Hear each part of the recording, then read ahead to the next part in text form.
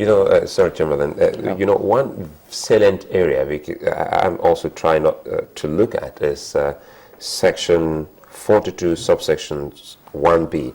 It says, now every citizen of Nigeria has right to live, work, attend educational institutions, and enjoy all the rights and privileges enjoyed by other Nigerians accordingly. Has there always been discrimination on this? Well, it has always been, the freedom from discrimination was guaranteed, but it has always been breached. At the confab, we insisted on this same resolution, and I'm happy in the National Assembly they also insist, because they know what they're saying. Here they are emphasizing it, but they are reinforcing it. If you remember during the deportation of some people from Lagos, I came here and made the same argument. I said, if I live in Lagos, you count me as one of those who are residing in Lagos during census, registration of voters, you register me. Actual number of people who voted, I vote. The one day you see me on the road, you grab me and drop me at Onisha Head Bridge by 3 a.m. and say you're sending me home. I made it quite clear, the Constitution says no, and that no law can ever be made in this country that abrogates that freedom of association, freedom of residence, the right to education, no law. So what this amendment is doing now is emphasizing it. It says, for the avoidance of doubt, anybody who's a citizen of Nigeria cannot be stopped from the following or discriminated against. In any case, no law can be made that is contrary to that section. So I applaud this section. In other words, they can put themselves up for elective positions anywhere they Anywhere. I know one delegate from Lagos said, well, yes, you can be a Lagosian. Well, you can be anywhere, but as long as you're not trying to be the Oba of Lagos. We just laughed. I said, Oba of Lagos is hereditary. And we all know that wherever you reside, or let's face the reality, in those days, Zik was elected from Lagos. The mayor of Enugu was a Muslim, a Hausa Fulani. Zamfara had an Igbo mandate. In Kano, there are many Yoruba people representing them. So how come that these days, as we got on, we realize that this man is from this place, this man is from this? It doesn't make sense. But you think that we will eventually stick with this, and because it's the people that will make this law work? Social attitude. The social attitude. There is something else that bothers me. One-on-one, I relate with the man from the next place. We eat together, we go out together. But the moment we say we are in a group, the way we say they're in a group, suddenly tribalism comes up. It's a social attitude, but it's the government that will lead the way. If a government says, look, in my cabinet we have people, as he's going for campaign, he has one from A, one from B, one from C, believe you me, people will follow suit. But about that immunity clause, they were divided on it. The House of Reps wanted it removed, the Senate thought otherwise, and so it remains as it is in the Constitution. You think that they should have removed it? Or what? Well, at the confab, what we did was to say immunity for the president and vice president. We left the governors out of the immunity group. And some of us complained also that it means that the governor is arriving at the airport, handcuffs will be waiting for him. From Kirikiri, somebody will call, I will have the governor here sitting with us inside the prison. Meanwhile, he's being awaited.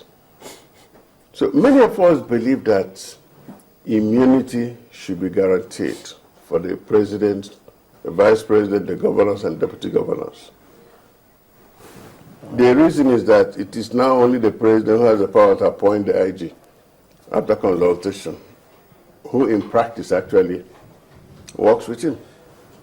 But if anyone is fixated on that, I mean, if they look to the former governors, and many of them had cases with the commission, none of those cases have seen the light of day. I stand corrected. But so all of this fixation, is it not going to come to naught? Because at the end of the day, it may not just be. Well, I think the issue of the cases involving the ex-governors lingering on the cause is more of administrative failure on the part of the courts, one. Two, defense strategies on the part of the governors. Let me put it this way. If you're a governor and I'm the EFCC, I file a suit against you.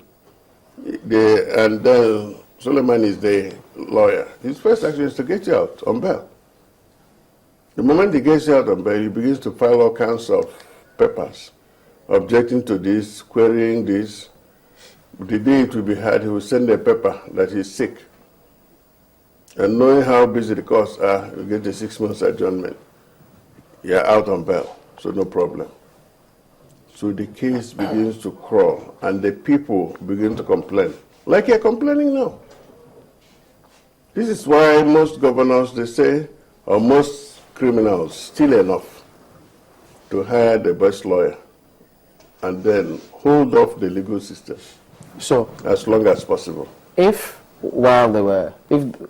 they are firmer, and then the cases are not getting anywhere in court, so what makes them think it will get anywhere while they are serving governors if they remove the immunity clause? Well, if you're in prison, and you're a governor, believe me. Doesn't that make one a super prisoner? A super prisoner, but also somebody whose image has been dented. Remember that most people in power are peacocks. You must call them Your Excellency. You dare not call them by their first name. For the National Assembly, SIEC, I think they are history now, because INEC, in that recommendation, will conduct the local government elections. Is this a good move? It is a very good move, because we also approved of this deletion of anything about State Independent Electoral Commission. The reason is very simple. No State Independent Electoral Commission has ever conducted an election where anybody in the opposition has won up to 10%. In most elections, they win 100%. In all the states of this country. It has nothing to do with party affiliation, progressive or non-progressive. No. We still believe that most of the time, the State Independent Electoral Commission sits down somewhere to write winners. There's really no election. So we said, we're not interested. So it's a very good move. But will INEC do better? Well, INEC certainly will do better because the level of interest is more remote. Look at it this way. Come to Imo State, you do an election in Imo State, the chairman of the State Independent Electoral Commission is my neighbor, is from the next compound. And we belong to most of them actually belong to the ruling parties, whether they're retired judges or retired civil servants. All he wants is to make sure that he complies with the governor's list. This is why most of us regard it as a charade that you just do election and everybody wins. Council this, everybody. Even people who don't even know where their own ward is, they are declared winners. But you know, there are those who used to think that, well, now INEC perhaps seem to be above board, but lately they've been bogged down with controversial comments here and there, to the extent that the front page of Guardian today, INEC was talking about them not having any hidden agenda about that 60,000 polling units. What do you think of that? Well, I think Professor Jega is wrong in saying they don't have a hidden agenda. They do have a hidden agenda. Otherwise, why should they at the 11th hour be creating 30,000 electoral polling units? If you're saying that we don't have enough polling units, then say we do 100%. If we have 100 polling units in this place, we don't have 200. Everybody will know that it has gone round. But why do you have to come and say 22,000 for this area, 8,000 for this area? Let us be honest with ourselves. Is there any state that is growing in terms of population more than Lagos? No, it's not possible. People are attracted to the centers of employment, centers of business, centers of commerce. Remember that we talk of migration from rural areas to the urban areas, and not the other way around. So if we have a rural state having new polling units, far more than that very urban state where people are flooding to every day, then something is wrong. I think Professor Jega has stepped on that banana peel, which most of us were afraid for him. He's a very fine gentleman. But when you're in power, you are buffeted from all sides by people with all kinds of hidden agenda. I can tell you this.